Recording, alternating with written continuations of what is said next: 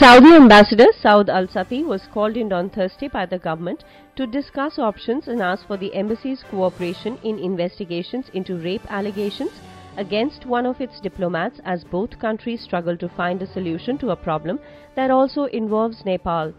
The two rape survivors, rescued from the diplomat's flat in Gurgaon, are Nepali citizens.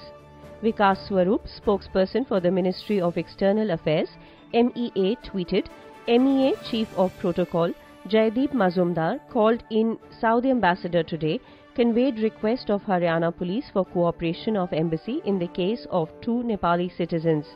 The Saudi embassy has two options. If they persist with their assertion of innocence of the diplomat, they could allow him to be questioned by police and help the investigation without actually losing his immunity. They could also insist on diplomatic immunity to brazen it out, but they cannot have it both ways. That the diplomat in question has immunity from prosecution or lawsuits is indisputable, so it is highly unlikely that Saudi Arabia will allow him to be exposed to a foreign criminal justice system.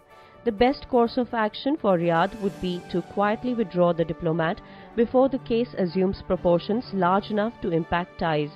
The diplomat has to go one way or another.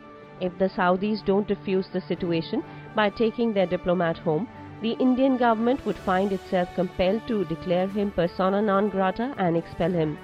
But India does not want to go down that route. New Delhi will also not violate the Vienna Convention, because that would mean putting Indian diplomats at risk in different and some difficult parts of the world.